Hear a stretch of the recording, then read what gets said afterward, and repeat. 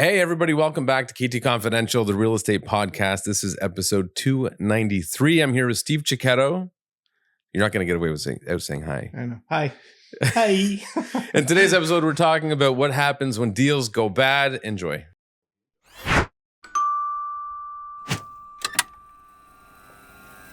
Steve, how are you today? I am wonderful. How are you, Adrian? I am great, thank you. Thanks for joining me. I appreciate the invite. It's been Absolutely. a while. Ariel's away, and we have limited space, so we can't really have guests on our podcast until we get into the new studio. So I was saying this is different. Yeah, you're not keen on sitting this close to me. Coming into arm wrestle. Yeah. I would do it, but I have arthritis in both elbows. Of course you do. So if I lose, that's we don't why. even have the elbows on the table.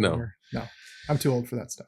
How have you been lately? Good. Busy. Very busy. Yeah, you mentioned yesterday you're quite busy. Very busy. Good busy though. Yeah. It's like to be active. For How sure. are you finding the market now? Residential? Yes. Unpredictable. And I would say about every 2 weeks, something new shows up. I feel the same way. Yeah. I mean, I find it fascinating. And I've said this from day one, how quickly things change. 3 weeks ago, we were seeing, decent homes presented properly, marketed well, moving quickly. Mm-hmm. Now things are sitting. Mm-hmm. They're sitting. And what I also find, which is a bit surprising, is activity is way down as well. In terms of buyer showings. Yeah, showings and things like that, which surprises me a little bit, especially with the announcement the Bank of Canada made. I think there's a lot of hype around that, and people were expecting it to have a big impact. I mean, as a dollar amount, we did the math last week, and it makes a difference, certainly, but it's not profound. But we were hoping that it would instill some confidence in buyers and get them out shopping. And that's the biggest thing that I've been saying is it's kind of a psychological win that, we're out of this tunnel and the light isn't a train anymore. Like things aren't going up. It's the start of things potentially getting better from a cost of living perspective. I was wondering if the surge of inventory that's now been around for a little while, if it had anything to do potentially with the proposed capital gains increase, which is taking effect in 5 days. 5 days. Potentially, though. It's not confirmed, right? Yeah. Well, didn't it pass the second assent or whatever, which surprised me. I thought it would get shot down. I'm not surprised. I knew everyone's been talking about it for a while. And there's a lot of countries that do it. So I think it was inevitable given the country's spending habits. Yeah. I think there's a lot of misunderstanding around it, though. There is. Yeah. I don't think we'll get into it in too much detail, but I'm hopeful, we'll say, that there's still some people out there that are selling in hopes of not being affected by it. But in reality, they have to sell and close by then. And that speaks to exactly what I just said. I mean, that speaks to the misunderstanding around it. I mean, June 25th is when your closing has to occur. Well, if you listed a house last week, all the best to you closing by June 25th. Yeah. Where are we today? June 20th? June 20th, yeah. So not happening. Yeah. And 2 of those days are holiday or weekends rather. Mm-hmm. And I was chatting with someone recently who said, "Oh, I have an accountant who can get creative to make it work." Nice they admit that. Yeah. I prefer to say I enjoy accountants that work in the gray. Yeah. They work in the gray. Well, and you do see a lot of, certainly in the condo market, a lot of houses or condos rather that are vacant or tenanted. So that may be the case with them. Maybe we'll see them pull off the market as we near the end of the month. But I think, a lot of the kind of real estate chatter right now is about how soft the condo market is and the amount of inventory specifically in Toronto. Mm-hmm. I think a couple of months ago, the investors got very, very nervous and everybody was putting things on the market. And there's just so much choice right now. We saw that with a condo I had listed. Thankfully we got it sold, but week over week, there was just, they were outdoing the number of listings that were coming onto the market. Yeah. Crazy. Yeah. It'd be interesting to see where we go. The other thing could be school, right? For sure. School's ending. Yeah. Summer's around the corner. So it'll be interesting to see what the summer holds. But that's not what we're talking about today. Today we're talking about when deals go sour or go south, or I don't remember the words you used. When deals go bad. When deals go bad. I think I just watched a Jerry Springer episode. When deals go bad, you see Jerry's different deals. Yeah. Exactly. What did you have in mind when you were thinking that? Well, it was interesting. When we were texting about, a topic, and I think you made a good point. When you talk about something relevant, or something that's happened recently, it kind of, it's easy to talk about because it's just happened. Yeah. So I was there's a couple of ways that we can get into, or a couple areas where deals fall apart, after it's conditional. There's various things that happen, but I was negotiating a commercial lease for almost 30 days. Okay. And it's not like it was 100,000 square feet. It was relatively small by all standards, but there was just a bunch of stuff that occurred at various steps that caused goalposts to change and way people were negotiating and things like that. It was just brought it top of mind, because it was interesting the way things played out. So that was more buyers and sellers not being able to put a deal together over whatever the circumstances are, or tenants and landlords, whatever it may be. In summary, it was lack of transparency is what led to it. So very, very high level. The person who I was negotiating with on behalf of my client was representing the landlord, but also the tenant. Okay, so he was originally trying to find a sublease, and they were doing this before they had spoken to the landlord. They found us, and we got into a conditional acceptance, and then they decided to pull the landlord in. So everything basically restarted with the landlord, unbeknownst to us. Okay, so it was. So you had already come to an agreement with the subtenant, correct? The tenant, with the tenant for a sublease. Yeah, and then it went to the landlord for approval. Correct, but it wasn't disclosed to us that it was a sublease. Right. Okay, we were negotiating with a numbered company. Okay, is all we thought. Yeah, so in that case, it was lack of transparency. Yeah, that caused the deal to fall apart. Whose fault or what caused that? What caused the lack of transparency, or what caused the deal to fall apart? Well, it sounds like the whole process was kind of messed up. It was. Basically, what happened in the end is the tenant refused to provide a mutual release to the landlord to get out of the space because they didn't want to pay the 2 months of fixturing period that we were going to get. Right. And then what ended up happening, from what we understand, the space that the tenants had leased themselves, which was 2 years premature to their lease expiring, they weren't granted the permits to get what they wanted. So this took a month. Wow. And you could just tell, this realtor I was negotiating with, based on his write-up, he had a lot of experience, 20 years in the business. He was aware it was a sublease. Yeah, he was representing the tenant. Right. And then all of a sudden, he's representing the landlord. Right.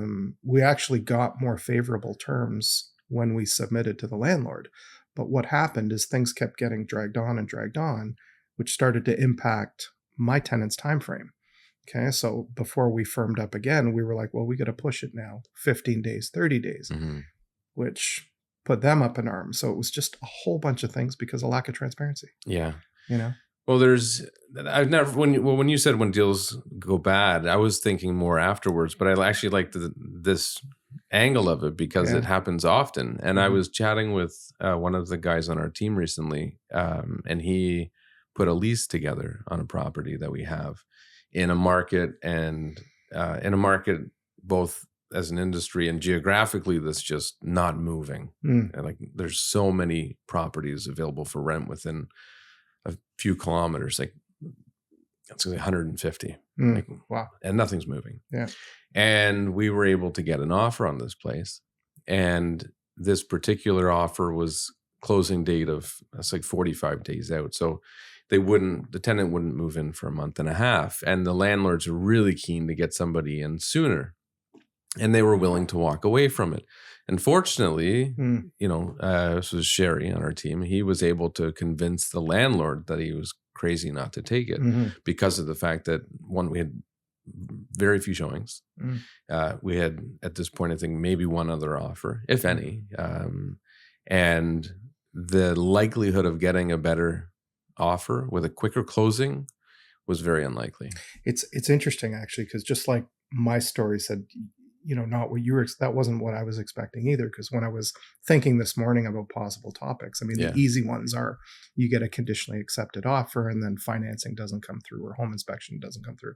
Those are common. But I think the point you raise, which is very important, and I think it's something that we're good at as a team, is you have to set expectations with your client, and that's just not at a pre-listing conversation. With how dynamic the market is, that could be weekly, that could be a couple times a week. Absolutely. You know, I mean, I've had that happen as well, that Sherry experienced. And I think sometimes in the heat of it, people are so short-sighted.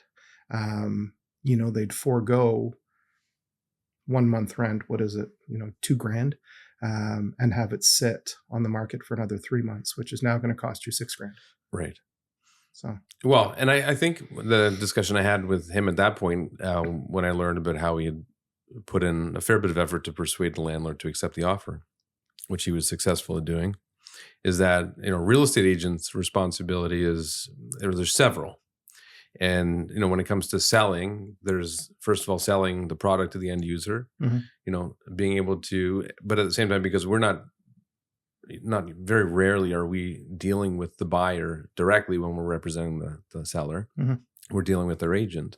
So not only do we have to prepare the product and the advertising and marketing to make it saleable and convincing the buyer to get excited about it, we then have to sell the agent representing them and kind of filling their mouth with words to sell it back to their client. Yeah. And then we also have to sell the offer to our client, the seller, and convincing them it's a good offer. And I had one not long ago where the seller that I was representing was almost willing to walk away from a deal over a closing date that was a week later than they wanted.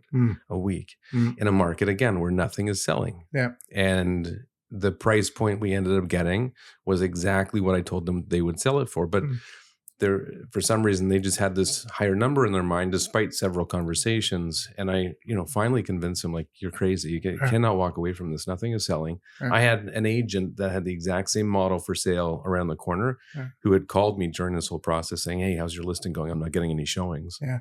And here I am with the seller that was contemplating not accepting an offer over a week later closing. That's bonkers. Yeah. So, you bring up other agents too, though. I find, actually, I had a lease a couple of weeks ago, had 2 offers on it. And the first one that came through, I find it interesting how nicey everybody is at first until you push back a little bit, start negotiating, or something else comes to the table. Yeah. And that goes a long way with me. I actually had this conversation with clients last night. The feel you get of how an agent not just represents himself, but represents their clients. Like, you can go a couple $100 more than what we're asking for on a lease, or $10,000 more on a property. But you gotta do that gut check, man. You know, you really do. If it seems shady, is it worth it? Worth jeopardizing not closing on it, even though? Well, it's funny you say that, because that deal I was just talking to, the buyer, the agent I was working with who was representing the buyer, I was not very comfortable with. And I couldn't put my finger on it. I gave him the benefit of the doubt because we had nothing else to work with at the time. Yeah. And he pulled through and it came together. Nice. But I was, you know, I prepped my clients accordingly. I'm like, listen, I don't have really high expectations. You know, it could go south, which means, you know, we're going to be back on the market in a week. But I prepped them and I said, you know, it's likely they're going to need an extension on the finance condition, which they did. So they were comfortable doing that when it came time, because they knew it was likely to happen. That's smart. And the deal ended up coming together, but I didn't think I really didn't think it would. I was just waiting for that call where he would be like, oh, I'm so sorry. Yeah. You know, it's what I find fascinating. I mean, leases is a whole other podcast, but I find fascinating how everybody's nicey at first. Okay. But then, like I said, when you start negotiating, or you push back, or you challenge, or they get an inkling that, you know, they're not the front runner, the lead horse anymore, how the back gets up. You know, I think that's when the true colors show. Yeah. And that puts me right off, to be honest, especially if I have somebody else who's doing it right. Yeah. And doing it right could just be a matter of keeping your mouth shut and letting how you represented them on paper talk. Yeah. You know? Yeah. There's the other deals where the agent is, as you say, nicey during the negotiations because they want to put a deal together, and then you have the conditional deal in place, and then they disappear. Yeah. Unresponsive. You know, and they're at that point, I remember one time I sold a house conditional, and then I had to go somewhere. I was on a vacation, short trip, 3 or 4 days. Conditional period ended like the day after I returned. So I landed at the airport and I called him from the airport and called the agent. Thank you. And he answered, And I said, hey, just wanted to check in. I just got back. How are things coming with the finance clause? It expires tomorrow. Oh, I haven't spoken with my client Of course, in about a week. And I'm like, great. And I knew instantly it's not coming together. And it didn't. It's fascinating to me. I mean, having been on the other side of the equation where it's your clients who need to get their conditions waived, home inspection, finance, I'm on them. Like I'm more stressed about it than they are, just trying to get it done. Oh, yeah. Like the lack of, I don't know if care's the right word. Like, are you that busy where, you just don't care? Like, I don't understand that. Well, there's some agents who, I was dealing with a local agent recently and she was amazing. Like we had, she represented the buyers. The conditions expired, let's say on like a Tuesday. We were at Wednesday the week before, and she managed to get it all wrapped up by Friday. Love it. Right. And she put in a lot of effort to make that happen. And, I'll remember that forever. I made notes. We make notes on every transaction so we can go back and see how things have been with different agents. And, we'll serve her well in the future if somebody's working with her, but it also made my clients, they were able to enjoy the weekend. Yeah. Right. Like little things like that go a long way. And to me, it always boils down to communication. Oh, good, bad, or otherwise, it's, I'll touch base with you on Monday. Nothing to update on you. Just every couple of days, just to keep everybody at ease, knowing that you haven't forgotten about it. Yeah. It doesn't take much. Just little efforts. Yeah. Makes a big difference. It's amazing though, how people survive not doing those little things. Like are they surviving? I don't know if maybe Smoke they're not mirrors, making a Mercedes payment this month. Yeah, that's right. They're white Mercedes payment. Yeah, exactly. Yeah, lots of those out there. Cool. One quick question before we wrap up. If you had put me on the spot, one tip for a new real estate agent coming into the industry, one thing they could do to improve their odds of success, what would it be? Have the tough conversations up front. Okay, such as price expectations, such as how long the house is going to sit expectations. Reason I say that is you see it all the time. Okay. People that haven't been properly counseled, and then they're in the situation and wondering why, as opposed to if they're given the heads up before.